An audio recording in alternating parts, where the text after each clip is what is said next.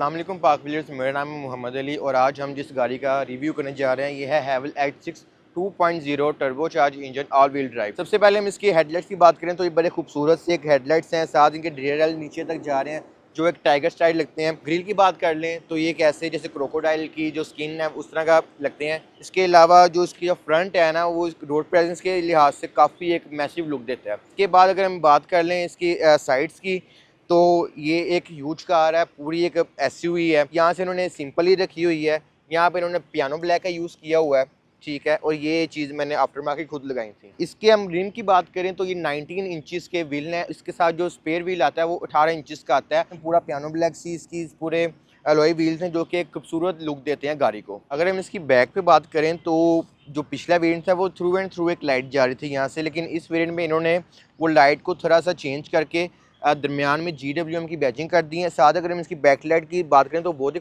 खूबसूरत है।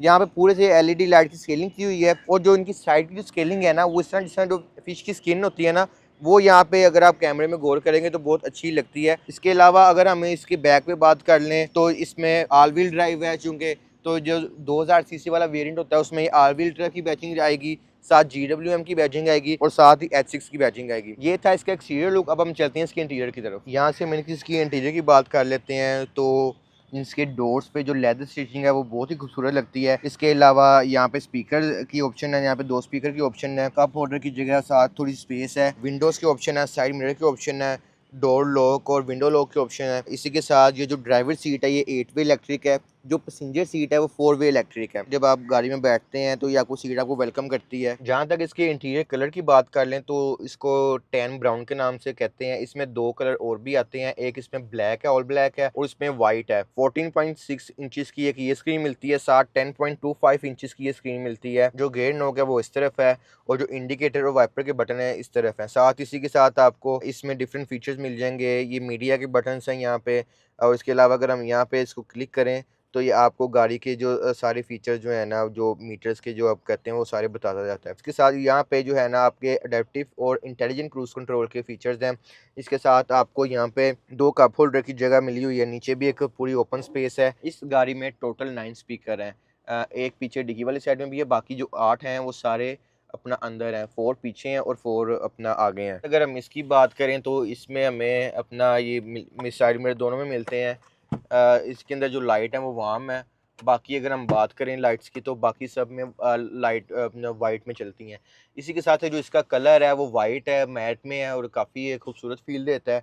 इसी के साथ साथ इसमें ह्यूज एक पैनोरामिक सनरूफ है, साथ शेड भी इसमें मिला हुआ है और जो कि गाड़ी को एक ओपन फील देता है। परचेज डिसीजन की बात हम जैसे करते हैं कि हमने यही गाड़ी हमने क्यों ली है, क्योंकि इसके अपने ही कंपेटिटर बहुत हैं जिसमें 1.5 वेरिएंट आता है, 2.0 ये खुद है, एक HEV है, एक PHEV है। 1.5 में चूंकि ना फीचर्स बहुत ज़्यादा कम है, इसमें मेमोरी सीट अवेलेबल है, हीटेड वेंटिलेटेड सीट अवेलेबल है, हेड अप डिस्प्ले अवेलेबल है, उसके लिए फ्रंट पार्किंग भी अवेलेबल है और 9 स्पीड ट्रांसमिशन है। जहाँ तक HEV और PHEV की बात है तो वो हमारे बजट से ना थोड़ा ज़्यादा हो रहा था और उसकी वजह ये है कि हम फ्यूल एवरेज को देखते हुए, हम फ्यूल बचाते हुए जो हमारी डेली की रेंज है ना वो 30 से 40 किलोमीटर पर डे बनती है, तो वो हमारा पूरा होते होते वो मेरे को 10-12 साल लग जाएंगे। वो बैटरी का जो हम ऊपर देख के आएंगे कोई 1-2 मिलियन वो हमारा ऊपर हो जाएगा। जो कश्मीर का मैं ट्रिप किया था उस पर हम इसको 100 के अडैप्टिव क्रूज़ कंट्रोल पे लेके गए थे। जैसा कि आपको पता है कि इन्होंने जो स्पीड लिमिट है पहले 120 थी तो अब ये 100 कर दी हुई है। तो उस स्पीड लिमिट को देखते हुए मैं इसको इसकी एवरेज जो है वो मैं 12 से ऊपर भी इसीलिए लेके गया हूँ कि स्पीड 100 तक थी। अगर स्पीड 120 होती तो शायद वो 2-3 लीटर का फ़र्क पड़ जाता।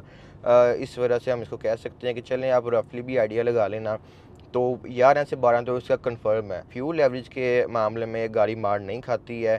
जिस तरह से प्राइस इंक्रीज़ हो रही हैं तो लोगों को तो यही है कि हम EV में चले जाएं या हाइब्रिड प्लग इन हाइब्रिड में चले जाएं। 2.0 के इंजन के हिसाब से हम अगर नॉर्मल गाड़ियों में देखें तो वाकई ही जो फ्यूल एवरेज है ना वो 4-5-6 ही बनती है, लेकिन ये एक सिंगल टर्बोचार्ज इंजन है, ऑल व्हील ड्राइव है, तो इस वजह से जो है ना हम इसको इतना पावर नहीं देते हैं ये खुद ही जो है ना अपनी पावर को एडजस्ट कर लेता है और फ्यूल एवरेज के मामले में गाड़ी काफ़ी अच्छी है। हैंडलिंग की हम बात करें तो वो बहुत ही एक हिसाब से अच्छी है। इससे पहले मेरे पास होंडा सिटी मैंने रखी हुई थी, तो मुझे ये था कि एक सीडान में और एक एसयूवी में काफ़ी फ़र्क होगा, लेकिन उस हिसाब से ये बहुत ही कंफर्ट है इसकी हैंडलिंग। सस्पेंशन भी इसकी मैसिव है। मुझे अब मैं खड्डों में भी मैं गुजार लेता हूँ गाड़ी, तो मुझे इतना फ़ील नहीं होता है, ना बाहर से इतना शोर आता है। ग्राउंड क्लियरेंस है ना, हम कश्मीर टूर जब हमारा गया था ना, तो उस पे मैंने जो एक्साइटेड था कि मैं इसको टच करूँ, वहाँ पे क्योंकि वो ज़रा पहाड़ी इलाके भी बीच में आ रहते हैं, तो ऊपर नीचे चीज़ें होती रहती हैं, तो उसमें भी इसने काफ़ी अच्छा परफॉर्म किया है। इन सारी चीज़ों को देखते हुए अगर तो मुझे दोबारा कोई कहे ना कि आप कौन सी गाड़ी लेंगे, तो मैं इसी पे ही जाऊंगा। इसमें ना कोई तकरीबन हमने 6-7 बंदे भी एक दफ़ा बिठा लिए थे, 2 आगे बैठे हुए थे, 4 पीछे थे और उसके अलावा 2 पीछे थे। बिठाने को तो बंदे आप जितने मर्जी बिठा सकते हैं, लेकिन अगर आपने कंफर्ट जोन में रहना है ना, तो विद इन सिटी आप 5 बंदे आराम सुकून से बैठ सकते हैं, और अगर आपने लॉन्ग में जाना है तो 4 बंदे ईजिली बैठ सकते हैं। तो लॉन्ग में जो 5th पर्सन होगा ना, उसको ज़रा थोड़ी सी मेहनत करनी पड़ेगी इस मामले में। जहाँ तक बूट स्पेस की बात करें, ये 808 लीटर बूट स्पेस है और 60-40 इसको स्प्लिट कर देंगे जो लास्ट 3 रोज़ हैं, तो मेरे ख्याल से 1000 प्लस चले जाती है। तो स्टोरेज के लिहाज से गाड़ी मैसिव है। जहाँ तक इसके हम एसी की बात कर लें ना, तो एसी तो इसका काफ़ी अच्छा है। स्टार्ट में मुझे थोड़ा सा इशू हुआ था कि शायद इसकी कूलिंग ठीक नहीं है, लेकिन वो जैसे जैसे गाड़ी चलती रही है तो जो उसका एसी है ना, वो बेहतर होता गया। बस इसमें मुझे ना इशू एक ये आता है कि जब हम इसको थोड़ा सा हाई स्पीड करते हैं ना इसके फ़ैन की, तो वो आवाज़ बहुत ज़्यादा ना अंदर अपना क्रिएट कर लेता है, जो कि ना थोड़ा सा अनोइंग लगता है। इस चीज़ को जो है ना हैवल को थोड़ा ठीक करना चाहिए। इसके जो अडास के फ़ीचर्स हैं ना, वो समझ लें एक दादी अम्मा के तौर पे हमारे सामने नज़र आते हैं कि मैंने बगैर इंडिकेटर के थोड़ी सी भी गाड़ी इधर कर ली तो इस तरह वाइब्रेट करेगा कि आप अंदर हो, आप ना लेन से बाहर आ रहे हैं। और इसके अलावा जब हमने इशारा लगाना, अब आपको पता है लाहौर की ट्रैफिक है तो काफ़ी रश है, वो साथ जोड़ जोड़ के जो है ना ट्रैफिक जा रही होती है, तो वो बार बार एक जो साइन क्रिएट करता है कि पीछे से गाड़ी आ रही है, पीछे से गाड़ी, इस तरह का जो साइन क्रिएट करता है, तो वो काफ़ी जो है ना एक तंग करती है तो ज़रूरी है लेकिन तंग करती है। और इसके अलावा जो इसमें जो एक फ़ीचर है जिसको मैं बार बार खुद बंद करना पड़ता है, वो उसकी एमरजेंसी ब्रेक है। अच्छा, अब एक ही सवाल ये बनता है कि हमने ये गाड़ी क्यों बाई की है। एक तो कंपनी हैवल है, हैवल चाइनीज़ की वाहद कंपनी है कि जिसने पाकिस्तान में आके अपना ऐसा लोहा मनवाया कि आप आँख बंद करके भी इस कंपनी पे आप ट्रस्ट कर सकते हो। सेकंड चीज़ ये है कि ऐसे फीचर्स ये प्रोवाइड करती है ये वाली गाड़ी इस प्राइस बजट में, जो कि कोई भी और गाड़ी कर सकती हो, जिसने जैपनीज़ वेरिएंट्स को भी जो है ना समझ लें कि परेशान कर दिया होगा। फॉर्च्यूनर की प्राइस मैं देख रहा हूँ तो वो भी इस तरह इतनी डाउन होती जा रही है। पहले 25 लाख डाउन हुई, फिर इसके बाद फिर 25 लाख डाउन होगी। तो इसके पीछे रीज़न ये है कि जो चाइनीज़ मार्केट है ना, जो वो अपग्रेड होती जा रही है। चाइनीज़ की और भी गाड़ियाँ आ रही हैं पाकिस्तान में, इसके अलावा डिफरेंट कंपनीज़ हैं, लेकिन जो हैवल कंपनी है ना, इसने इन 4-5 सालों में ये प्रूव किया है कि चाइनीज़ का जो जिस हम कहते थे ना कि ये चाइना का माल है, ठीक नहीं हो सकता, वो हैवल ने और GWM ने इस चीज़ को ब्रेक किया है कि चाइनीज़ जो है ना वो अब ग्रो अप हो गई है और वो ऐसी ऐसी चीज़ें लेके आ रही है मार्केट में जो जैपनीज़ भी जिसको देखना हैरान है। कि मैं आपको इसके की फ़ीचर बताऊं तो इसमें अडास के लेवल 2 है, इसमें अडाप्टिव क्रूज़ कंट्रोल भी है, और सबसे जो अच्छी चीज़ मुझे इसमें लगी है वो इसका इंटेलिजेंट क्रूज़ कंट्रोल है। वो जब आप इसको एक्टिव कर लेते हो ना, तो जो आपकी जो कट वगैरह थोड़े से रहते हैं ना, आते हैं रास्ते में, तो वो खुद ही वो जो है ना लाइन में रहते रहते वो खुद ही एडजस्ट कर लेते हैं, जो कि एक बहुत ही अच्छी चीज़ है। इसके अलावा इसका जो 360 भी है कहना, वो 540 है, तो वो हमें रश में काफ़ी एक हेल्प करता है। अगर हम नीचे से कोई रोड ख़राब है तो वो हमें वो इसमें हेल्प कर देता है कि यार के नीचे कुछ चीज़ वगैरह है तो हम कैसे वहाँ से गाड़ी को निकालें। तो ये कुछ की फ़ीचर हैं। इसके अलावा जो इसका इंफॉर्मेशन क्लस्टर है जो सामने है, वो मुझे सब कुछ अपना जो है ना बताता रहता है कि आपकी स्पीड लिमिट क्या है। सामने हेड अप डिस्प्ले है जो कि काफ़ी हेल्पफुल है। इसके अलावा जो इसका ब्लाइंड स्पॉट मोनीटर है वो काफ़ी हेल्पफुल है, कि मतलब कि जो साइड से जो गाड़ी आनी होती है तो वो हमें पहले वार्न कर देता है। इसके अलावा इसमें एक और फीचर है कि जब हम किसी खड़े हैं, साइड से गाड़ी आ रही हो, तो हमें वार्निंग वार्निंग देता कि आप डोर ओपन ना करें, सामने से गाड़ी आ रही है। मैं जो इस गाड़ी में जो चीज़ मिस करता हूँ ना, वो ज़ाहिर बात है कि वो जितना गुड़ डालेंगे उतना मीठा होगा। तो अगर हम डेफिनेटली अगर हम मसाजर सीट की भी ऑप्शन कर लेते, वो स्टीयरिंग ऑटो हो जाता और पैडल शिफ्ट रहते, तो ज़ाहिर बात है उसकी प्राइस इंक्रीज़ होने थी। सेकंड इसकी चीज़ ये है कि मुझे इसमें एक चीज़ बड़ी अननोइंग करती है कि इसमें हार्ड बटन कोई नहीं दिए हुए, सिर्फ ये इधर एसी वगैरह की हैं और 360 कैमरे के हैं। बाकी सारी चीज़ें जो है ना आपकी वो ये इसमें इंफॉर्मेशन क्लस्टर में दे दी हुई हैं कि वाइल ड्राइविंग जो है ना, मैं अब यहाँ से चीज़ें खोल के तो मैं सेटिंग करूँ तो काफ़ी डिस्ट्रैक्ट फील होता है। अगर मैं इसकी मेंटेनेंस पे बात करूँ ना, तो 1000 किलोमीटर से मुझे पहली कॉल आई थी कि आप इसकी ना इंस्पेक्शन करवा लें। तो मैं जब करवाने गया तो मैंने इनसे चीज़ें पूछी थी कि आप ऑयल किस कंपनी का डालते हैं और क्या क्या चीज़ें या पार्ट्स की अवेलेबिलिटी क्या है। अगर फॉर एग्ज़ाम्पल जो हमारे जो अपना हेडलाइट्स हैं ये खुदा न खास्ता एक्सीडेंट में टूट जाएँ तो उनकी क्या प्राइस है, अवेलेबिलिटी है कि नहीं है।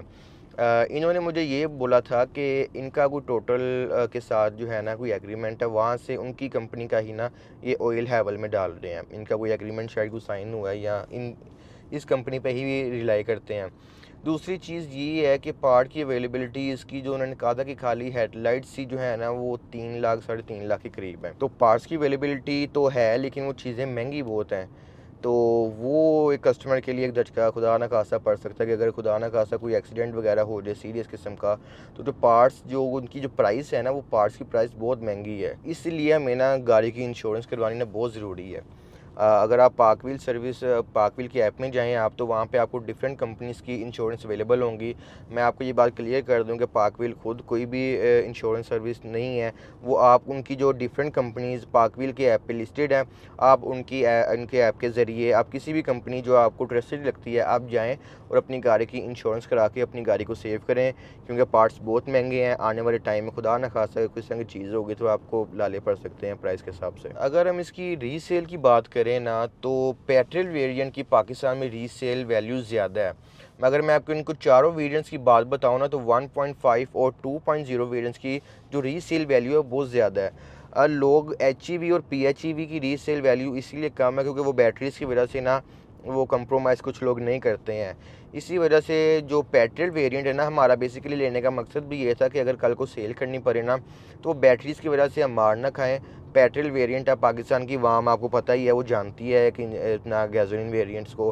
तो इनकी जो रीसेल वैल्यू है ना, वो काफ़ी अच्छी है, काफ़ी जल्दी। अगर मैं आज ही पार्कव्हील के ऐप में इसको मैं अगर लगवा दूँ ना, तो विद इन 2-3 डेज़ ये गाड़ी सेल हो सकती है। लोग वैसे ही हैवल के बड़े शौकीन हैं, हैवल ने अपना एक नाम बनवाया है। तो मुझे ज़्यादा से भी ज़्यादा ना कोई लाख 1.5 लाख का लॉस हो सकता है, इससे ज़्यादा का नहीं लॉस हो सकता। जैसे कि हम इनकी वारंटी पे बात करें ना, तो मैं जो इनकी जो वारंटी देख के मैं हैरान हो गया कि 10 लाख या 10 साल विच एवर कम फर्स्ट, इतनी लंबी जो इसकी वारंटी है ना इंजन की या हर चीज़ की, वो इस बात का सबूत है कि हैवल अपने प्रोडक्ट को लेके इतना जो है ना कॉन्फिडेंट है कि वो मैं कहता हूँ कि मैंने किसी भी कंपनी की इतनी लंबी वारंटी नहीं देखी है। तो ये चीज़ जो उनकी मुझे बहुत अच्छी लगी। जब मैं इनकी जो 1000 किलोमीटर पे मैं जो सर्विस भी करवाने गया ना, तो माशाल्लाह वहाँ का एनवायरनमेंट भी काफ़ी अच्छा रहा है। जो उन्होंने मेरे साथ कोऑपरेट किया है, हर चीज़ का इन्होंने मुझे इन्फॉर्मेशन दी है, ठीक है। तो इस लिहाज से 10 आउट ऑफ 10 नंबर सर्विस के भी बनते हैं। उनकी जो वारंटी इनकी स्ट्रेटजी है, उस बात पे भी अगर हम देखें ना, तो हैवल ने अपना जो है ना लोहा मनवाया हुआ है। अगर मैं पार्कव्हील सर्विस की बात करूं, तो मैं पिछले 3-4 साल से मैं इनकी सर्विस को यूज़ कर रहा हूं। और रिसेंटली तब उन्होंने वापडा टाउन में अपनी सर्विस सेंटर जो खोला था ना, मैं वहां पे गया। मेरे पास होंडा सिटी थी, तो मैंने वहां से उसकी सर्विस करवाई। तो जो मेरा वहां का भी जो एक्सपीरियंस है ना, वो काफ़ी अच्छा गया है मेरा एक्सपीरियंस वहाँ का। उन्होंने काफ़ी अच्छे से कोऑपरेट किया है। एक ट्रस्टेड जो चीज़ें जो उनके पास अवेलेबल होती हैं, वही उन्होंने मेरी गाड़ी में इंस्टॉल की हैं। कोई भी 2 नंबर चीज़ वो मुझे नहीं नज़र आई। और अल्हम्दुलिल्लाह ये इस बात का सबूत है कि दिसंबर में मैंने अपनी सर्विस करवाई थी और आज अप्रैल का एंड चल रहा है। तो अभी तक जो गाड़ी का रिस्पॉन्स है ना, वो काफ़ी अच्छा है। सर्विस करवाने से पहले थोड़ी बहुत कमियां थी, लेकिन सर्विस के बाद वो गाड़ी का इतना अच्छा रिस्पॉन्स है। हालांकि वो 18 मॉडल है, लेकिन वो गाड़ी का जो इंजन है, बाकी चीज़ें हैं, वो इतनी परफेक्टली काम कर रही हैं ना कि मैं तो सबको यही प्रेफर करूँगा कि अगर तो आप इस चीज़ में हैं कि 2 नंबर चीज़ कहीं से मिलेगी या कहीं से नहीं मिलेगी, तो पाक व्हील की अब तो डिफरेंट सेंटर्स ओपन हो चुके हैं। आपके घर के पास कोई भी सेंटर आता है तो आप वहाँ पे जाएं और अपनी जो सर्विस है गाड़ी की वो पाक व्हील से करवाएं, जो कि एक ट्रस्टेड है, और जो मेरा जो एक्सपीरियंस गया वो भी माशाल्लाह बहुत अच्छा गया। तो ये था ऑडियंस हमारी आज की हैवेल H6 2.0 का ओनर रिव्यू। अगर आपको वीडियो अच्छी लगी हो तो चैनल को लाइक करें, सब्सक्राइब करें और don't forget to press the bell icon. और इसी के साथ मुझे इजाज़त दीजिए। अल्लाह हाफिज़।